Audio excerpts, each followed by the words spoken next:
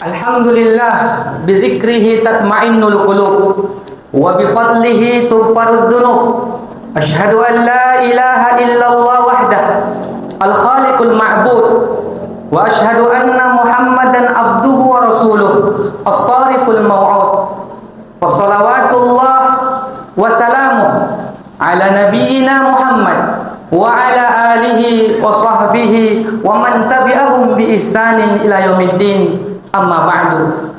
Fa ya ayyuhal muslimun, usikum wa nafsi bitaqwallah. Faqad fazal muttaqun. Qala Allah tabaraka wa ta'ala, ya ayyuhalladzina amanu taqullaha haqqa tuqatih wa la tamutunna illa wa antum muslimun.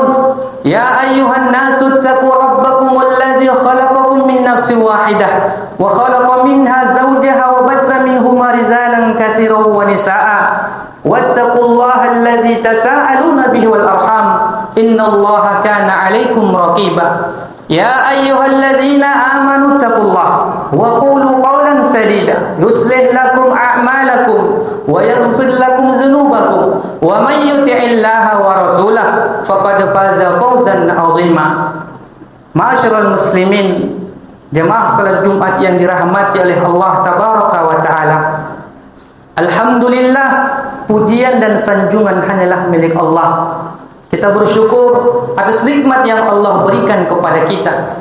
Dan kita juga tidak lupa untuk terus memperbanyak salawat dan salam kita kepada baginda Rasul Muhammad sallallahu alaihi wasallam. Kaum muslimin jamaah salat Jumat yang dirahmati oleh Allah tabaraka wa taala. Ramadan sebentar lagi akan datang menghampiri kita. Maka hendaklah kita nantinya menjadi pelopor kebaikan ketika Ramadan itu telah datang. Karena tidak ada lagi yang menyanggah, tidak ada lagi nantinya halangan-halangan bagi kita agar kita mampu menjadi pelopor kebaikan di dalamnya. Karena jauh-jauh hari Rasul sallallahu alaihi wasallam telah mengabarkan bahwa nanti di bulan Ramadan pintu-pintu kebaikan itu mudah kita kerjakan dan pintu-pintu keburukan itu ditutup rapat-rapat. Hal inilah yang Rasulullah katakan, idza jaa Ramadan futihat abwabul jannah wa ghulliqat abwabu jahannam wa sulsilatis syayatin. Apabila Ramadan itu datang, maka pintu-pintu surga akan dibuka dengan lebar dan pintu-pintu neraka akan ditutup dengan rapat-rapat.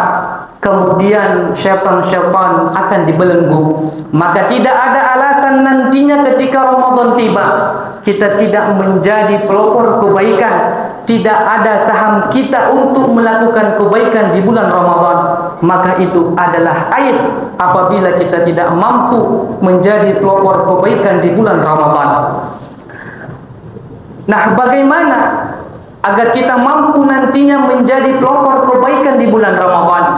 Yang pertama yang harus kita ketahui adalah kita harus menjadi manusia yang diharapkan manusia pada diri kita. Ada yang diharapkan manusia pada diri kita, barulah kita bisa mampu menjadi pelopor kebaikan. Hal ini telah ditegaskan oleh Rasul sallallahu alaihi wasallam. An Abi Hurairah radhiyallahu anhu qala anna Rasulullah sallallahu alaihi wasallam waqafa ala unasin julus faqala ala ukhbirukum bi khairikum min syarrikum faqala fasakatu faqala dzalika thalatha marrat. Dari Abi Hurairah radhiyallahu anhu bahwasanya Rasul sallallahu alaihi wasallam suatu ketika pernah berdiri di hadapan para sahabat yang sedang duduk.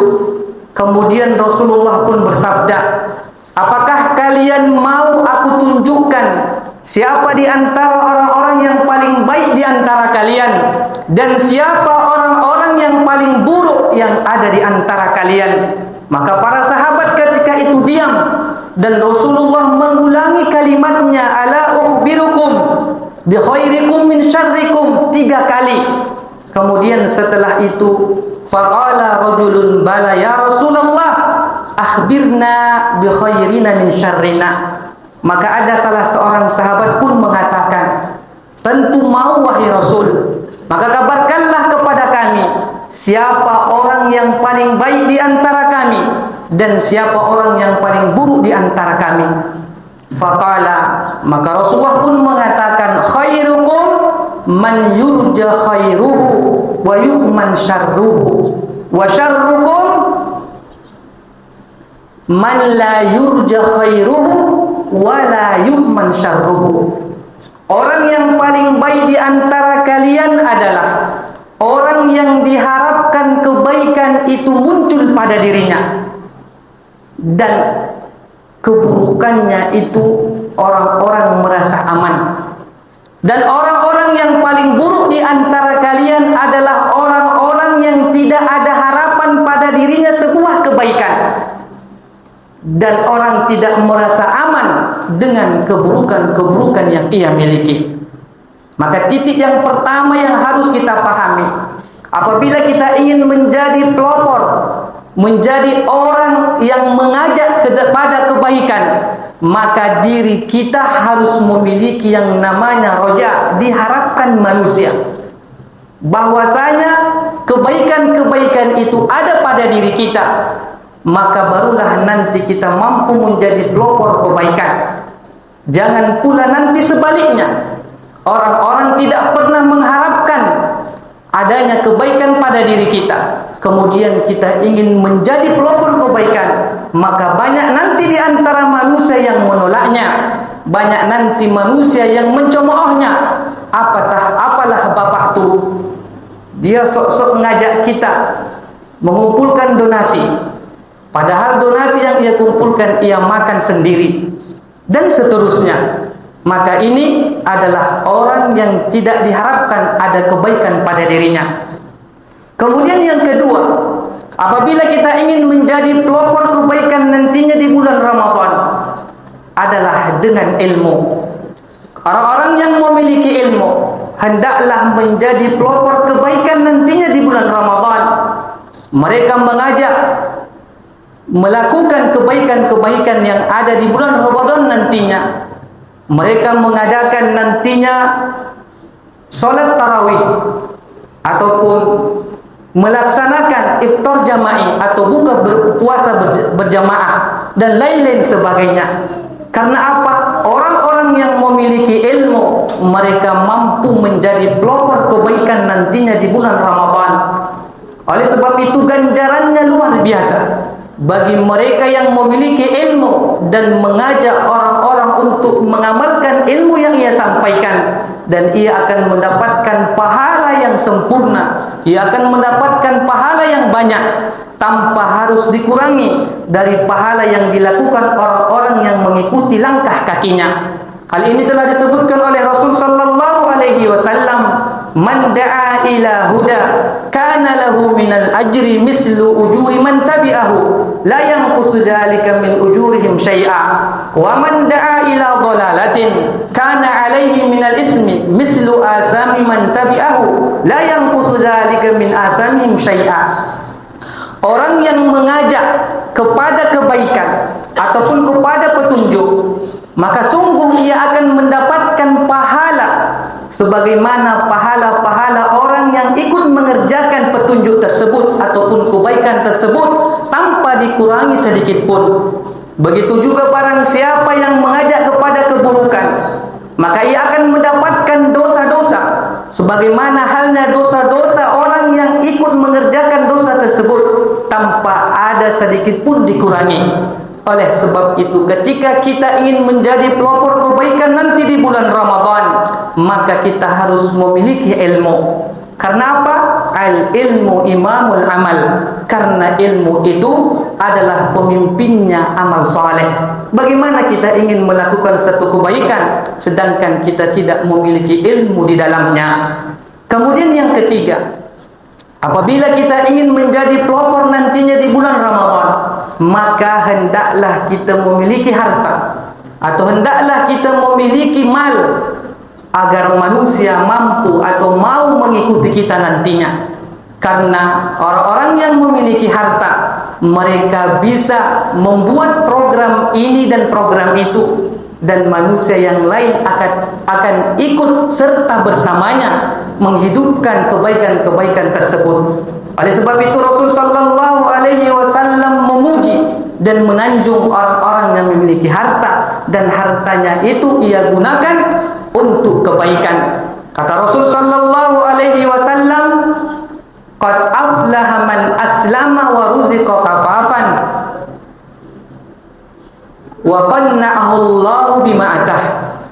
Maka sungguh beruntunglah orang-orang yang telah masuk Islam dan diberikan rizki dengan cukup, dan Allah menjadikan ia merasa puas dengan rizki yang Allah berikan untuknya. Maka dengan harta, dengan amal, dengan rizki yang Allah berikan yang begitu melimpah, yang banyak, ia pergunakan untuk melakukan kebaikan-kebaikan dan bahkan menjadi pelopor kebaikan, maka ia akan mendapatkan pahala yang luar biasa. Mari kita lihat sebuah kisah di zaman Rasul sallallahu alaihi wasallam, yang kisah ini diceritakan oleh Abdullah ibnu Mas'ud. Ketika Allah tabaraka wa ta'ala menurunkan firman-Nya, "Man dzalladzi yuqridullaha qardan hasanah."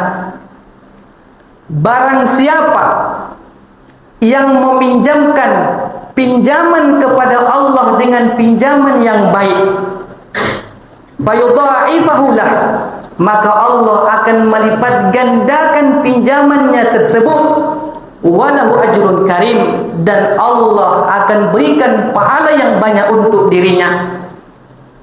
Maka ketika ayat ini turun, datanglah Abu Dahda dan berkata kepada Rasul, "Wahai Rasul, apakah benar Allah itu membutuhkan pinjaman kepada kami?"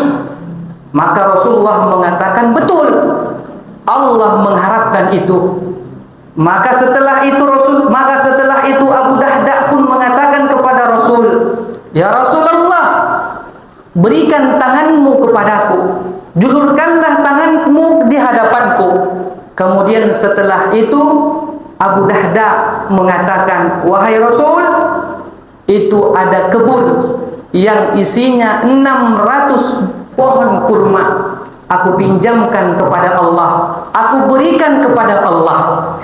Maka setelah itu Abu Darda pun kembali ke rumahnya, dan ternyata rumah Abu Dahda ketika itu masih ada di dalam kebun tersebut.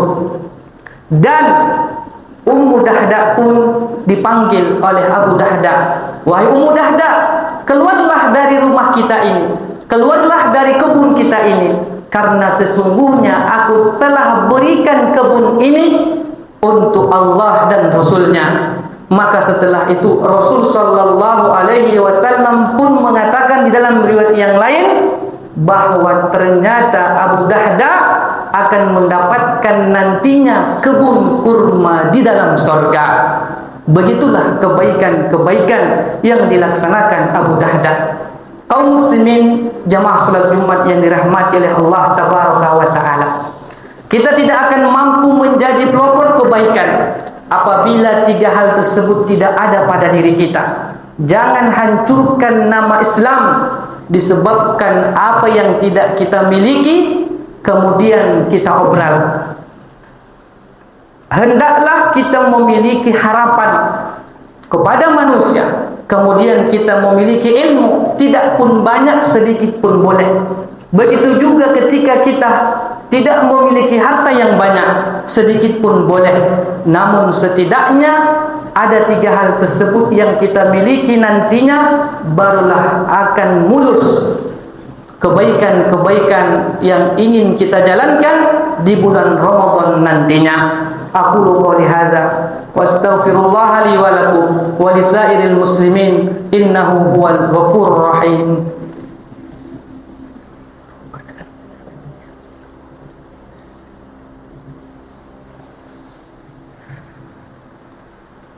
Alhamdulillahi rabbil alamin. Wassalatu wassalam ala asyrafil anbiya'i wal mursalin wa ala alihi wa sahbihi ajma'in.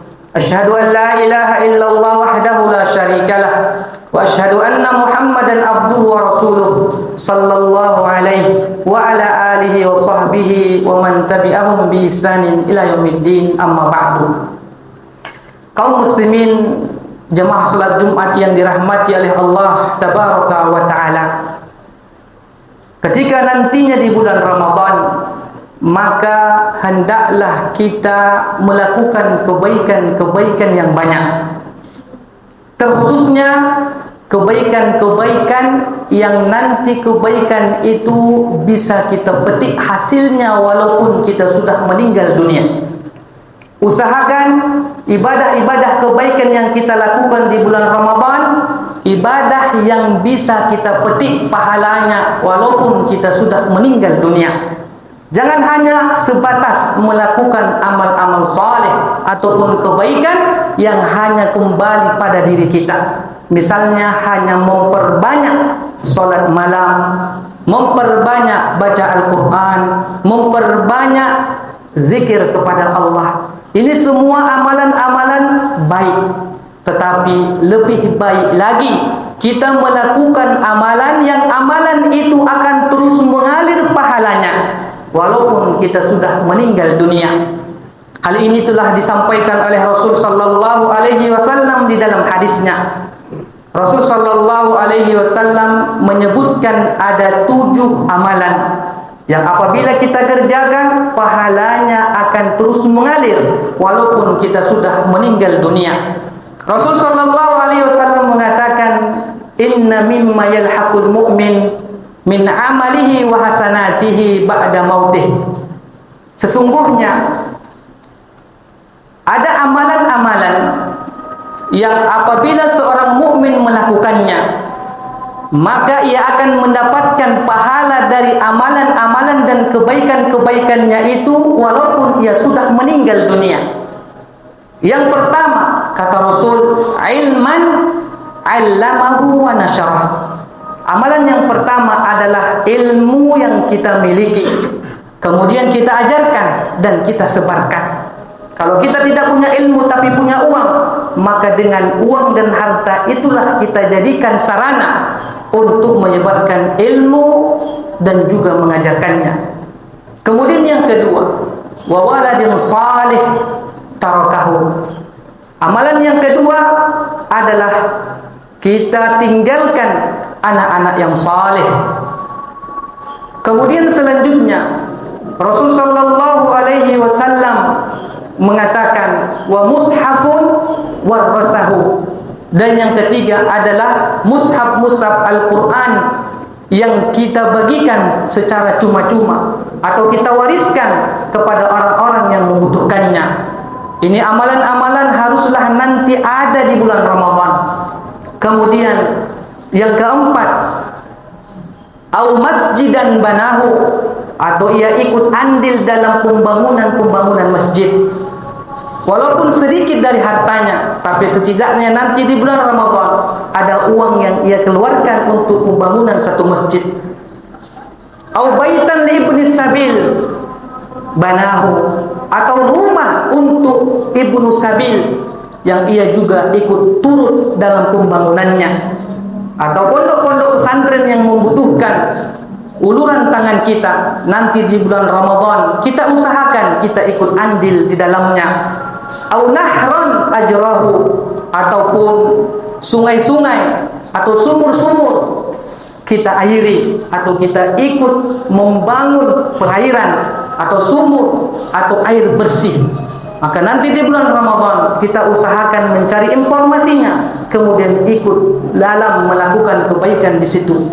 Kemudian au shadaqatan akhrajaha min malihi fi sihhatihi wa hayatihi, atau sedekah-sedekah secara umum yang ia keluarkan dari hartanya ketika ia masih hidup dan badannya sehat.